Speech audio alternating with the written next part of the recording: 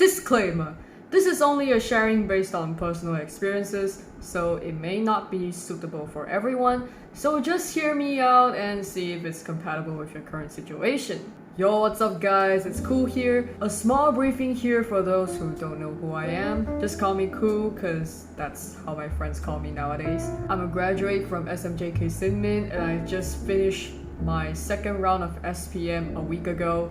Nothing much about my achievements cause it's not really that fascinating. For this sharing, I'll split into 3 parts. Number 1, environment exposure. Number 2, tips for SPM writing. And number 3, how debate helped me in any essay topic.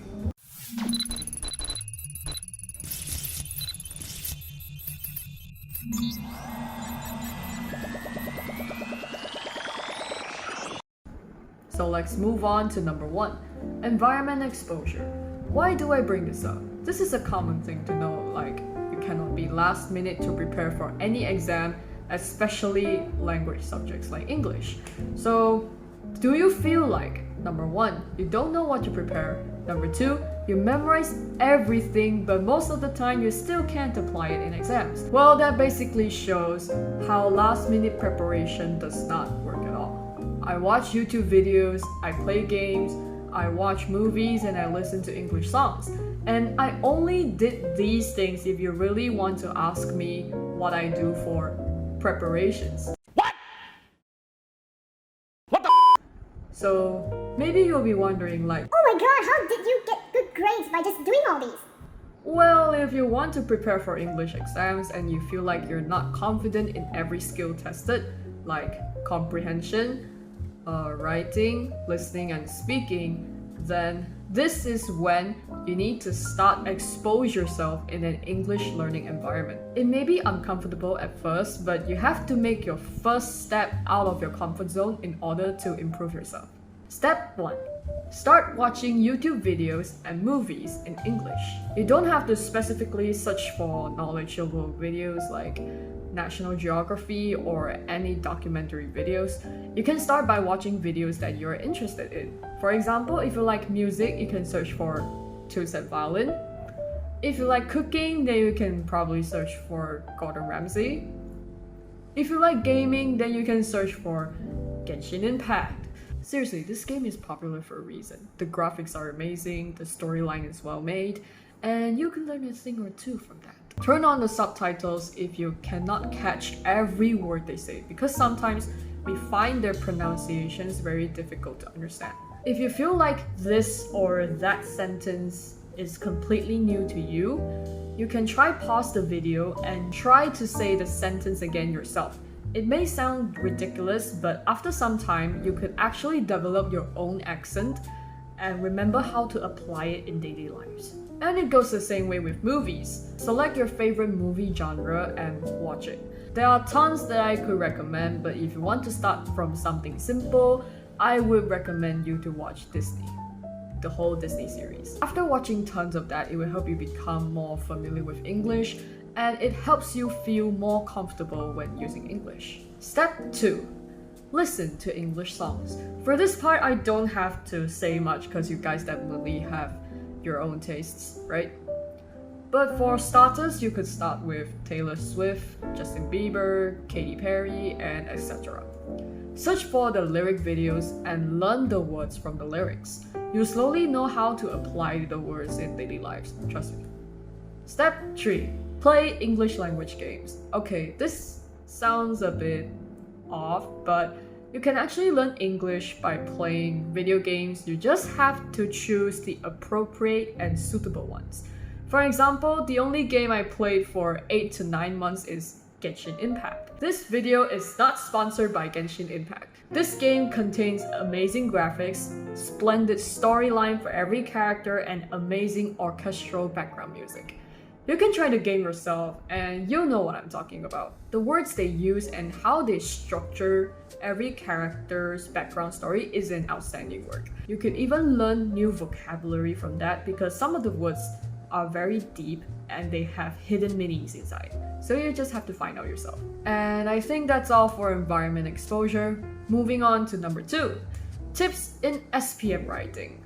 You have done all the preparations, but when it comes to actual combat, you can't help it but to shoulder the burden of your failure. Failure management. Nah, just kidding, it's not that exaggerating. Tip number 1.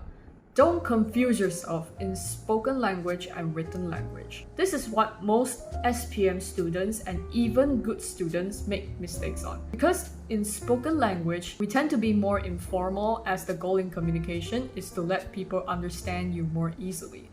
But in written language, sometimes you need to have a formal tone when you're writing a report or a review, for an example. So here's an example from me, like see you is a informal expression. I hope to see you later in the upcoming occasion.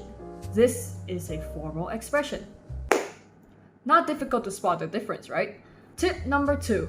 Limit your sentence count in every paragraph. For excellent students, they find it difficult to limit themselves because there's too much to write for a particular topic, but there's so limited time for them. So what I usually do to make sure I won't go to Disneyland whenever I start writing is I plan the maximum number of sentences that I have to write in every paragraph and make full use of it. Tip number 3. Planning. It is a common fact and very normal one, but what makes it different is how much time you take to plan. Normally, I plan my essays for all sections in about 2 to 5 minutes, but sometimes when the question is difficult, I would allocate myself to 10 minutes. Yeah, that's the maximum time you need to spend for planning your essay. Planning is important so that your essay looks well structured, and it's a very important point for organization. I write out every keyword for every essay so that I make sure I could touch the main point of the essay, and I'll try to connect them in full sentences. Tip number 4. Check, check, and check. Remember to check your essay for any errors like tenses errors like past tense or present tense, or grammatical errors, spelling errors, etc. Because most students, they never check their essay once they finish it. And that's a very critical error for them because most of the students got their marks deducted from small errors like these. It's not very worth it. So please double check your essay after you finish it. From my SPM experience a week ago, there's no extra space for you to rewrite your essay. And I'm not sure whether you could add extra answer sheets because I did not use any. So my advice is make sure on that day, the day when you take SPM, you finish it in one go, and while you're writing, check for any errors. Moving on to part 3. How debate helped me in any essay topic. As you all probably already know, I joined the school debate team. Apart from having your souls crushed and earthquaking mental corruption on the first few practices, from time to time you'll be more confident. Your brain moves a lot faster when brainstorming ideas of any topic because in a debate you have limited time to think and prepare. For example, there's a part we call impromptu. For those who don't know what an impromptu is, it's part of a debate where you receive a topic and your stance, whether government or opposition, on the spot, and you have limited time to think about the points and you debate straight away. In the debate team, you need to conduct a lot of research, so you come across lots and lots of topics. So after days, weeks, months of training, you'll be more confident in any topic, and you think a lot faster when you want to decide the points for your essay. For those who are interested in debate or you're willing to try, joining the debate team would be an awesome choice for you, and it would be a splendid experience for you in secondary school. That's all for my sharing on how to score high marks in essay without proper preparation. Here's my Instagram and YouTube channel. Please subscribe for more content. If you have anything to say or you have anything to share with us, you can always comment down below. Make sure you like and share this session to your friends. That's all from me. Adios.